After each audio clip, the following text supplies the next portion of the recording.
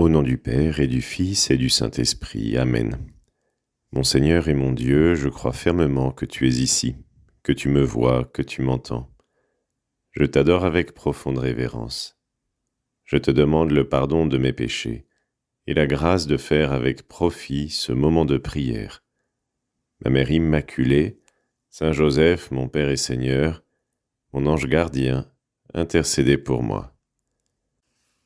Peut-être t'est-il arrivé de faire cette expérience de raconter une histoire ou un événement que tu as vécu peu de temps après l'avoir vécu, de le raconter avec beaucoup de détails et de constater que quand tu le racontes de nouveau un an après, eh bien peut-être que cet événement, tu ne te souviens plus autant des détails. Ah, tu vois que ta mémoire peut te jouer quelques tours.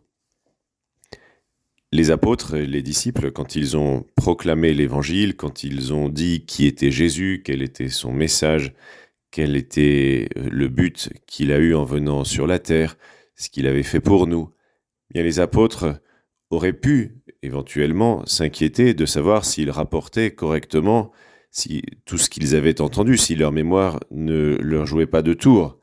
Eh bien le Seigneur, toi Jésus, tu les as rassurés avant même de partir vers ton Père, avant même ta mort sur la croix, eh bien tu leur as dit que tu les aiderais parce que tu leur enverrais l'Esprit Saint. Et l'Esprit Saint, dis-tu à tes apôtres, vous enseignera tout et il vous fera souvenir de tout ce que je vous ai dit.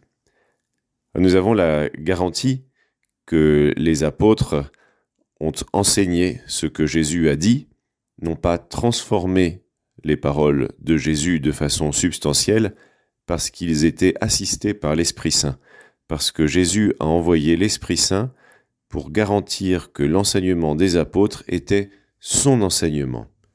Voilà comment ils ont fait pour se souvenir de ce que Jésus avait dit. Ils ont reçu une aide surnaturelle, une aide du ciel qui garantisse que ce qu'ils ont dit, c'était bien ce que Jésus avait dit.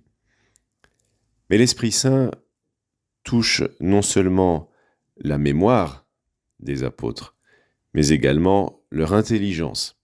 C'est-à-dire que non seulement l'Esprit Saint fait que les apôtres, quand ils prêchent ce que Jésus a vraiment dit, ce que Jésus a vraiment enseigné, mais il les aide à comprendre ce que Jésus a vraiment dit et ce que Jésus a vraiment enseigné.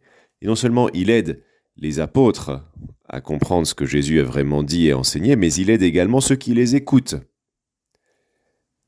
C'est-à-dire que le message de Jésus entre dans le cœur de ceux qui les écoutent par l'action de l'Esprit Saint. Ceux qui écoutent la prédication des apôtres comprennent en profondeur, sont touchés par ce qui est dit grâce à l'action de l'Esprit Saint. Et l'Esprit Saint continue d'agir encore aujourd'hui, c'est-à-dire qu'il inspire les successeurs des apôtres, il inspire les chrétiens, il inspire l'Église pour qu'elle enseigne ce que Jésus a enseigné, pour qu'elle dise ce que Jésus a dit, et il nous permet à nous, qui sommes ceux qui écoutent cet enseignement, même si aussi nous le propageons, il nous permet à nous de comprendre ce que cet enseignement dit. Il nous permet à nous que ce qui nous est dit de la part de l'Église ne glisse pas comme de l'eau sur les plumes d'un canard, mais au contraire rentre au plus profond de notre cœur, comme un glaive à deux tranchants qui transperce tout, dit l'Écriture, comme un glaive à deux tranchants qui est capable de séparer les jointures et les moelles. Eh bien, la parole de Dieu pénètre dans le cœur de ceux qui l'écoutent par l'action de l'Esprit Saint. L'Esprit Saint non seulement garantit que ce qui est dit par l'Église est dit de la part du Seigneur, mais en plus de cela, eh bien l'Esprit Saint nous aide à le comprendre. C'est pour cela que l'Esprit Saint, entre autres, nous aide à comprendre les Écritures, nous aide à comprendre la Bible. La Bible, nous ne le lisons pas comme un texte ordinaire. Nous ne le lisons pas comme des histoires qu'on pourrait lire par ailleurs et que nous oublierions après. Non. La Sainte Écriture, toute la Bible, c'est notre vie. C'est une lecture qui n'est pas seulement une information, une lecture qui n'est pas seulement informative, mais, dit-on, également performative, c'est-à-dire qu'elle nous change. C'est-à-dire que quand Jésus nous dit « Aimez-vous les uns les autres comme moi je vous ai aimé », par exemple, eh bien, ce n'est pas seulement une information qui nous est donnée, qui nous fait comprendre que Jésus a dit ça à quelques disciples qui l'entouraient à ce moment-là, au moment où il l'a dit, et qui ne s'appliquerait qu'à eux. Non, nous comprenons bien que nous aussi, à nous aussi, le Seigneur nous demande de nous aimer les uns les autres comme lui nous a aimés, c'est-à-dire en donnant, en allant jusqu'à donner notre vie pour les autres.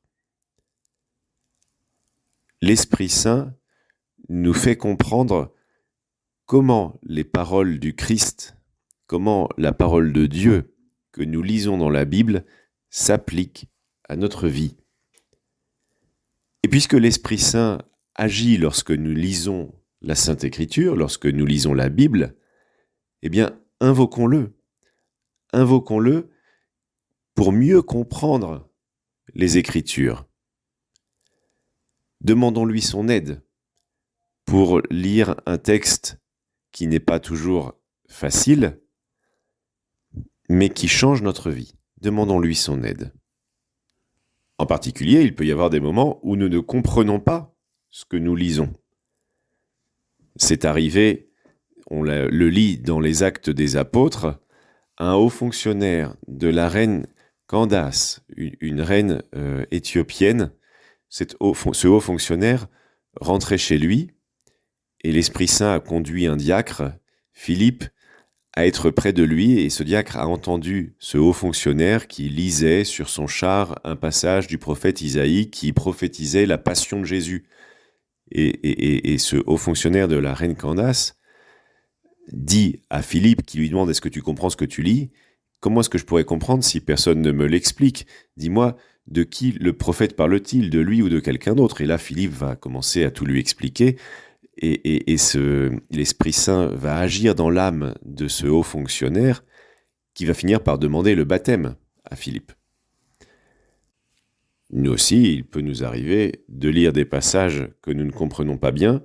Bien, faisons comme ce haut fonctionnaire, demandons à quelqu'un de nous aider et demandons également à l'Esprit Saint de nous aider à comprendre, à bien comprendre. Quelque chose qui est important à l'heure de lire la Bible, à l'heure de lire la Sainte Écriture, c'est de la lire dans l'Église. Alors, qu'est-ce que cela veut dire ? Bien, cela veut dire que nous lisons la Bible, nous recevons ce qui nous est dit de la même manière que les autres chrétiens le reçoivent. Donc, si jamais nous avons l'impression de découvrir quelque chose de complètement nouveau et qui irait contre les enseignements de l'Église, bien très certainement, nous pourrions nous dire, là, je n'ai pas lu la Bible dans l'Église. L'interprétation que je fais de ce que j'ai lu n'est pas bonne. Pourquoi ? Parce que l'Esprit Saint inspire les chrétiens. L'Esprit Saint inspire l'Église qui interprète l'Écriture de telle façon que lorsque nous allons contre un enseignement de l'Église, nous avons l'impression que quelque chose que nous lisons ne s'accorde pas avec un enseignement de l'Église, et bien nous pouvons être sûrs que nous ne lisons pas de la bonne manière. L'Esprit Saint, non seulement nous inspire lorsque nous lisons l'Écriture, non seulement nous aide à la comprendre, non seulement nous aide à l'intégrer à notre vie, non seulement l'Esprit Saint inspire toute l'Église à l'heure de lire l'Écriture, mais c'est même lui qui nous fait reconnaître quand c'est lui qui parle. Qu'est-ce que cela veut dire ?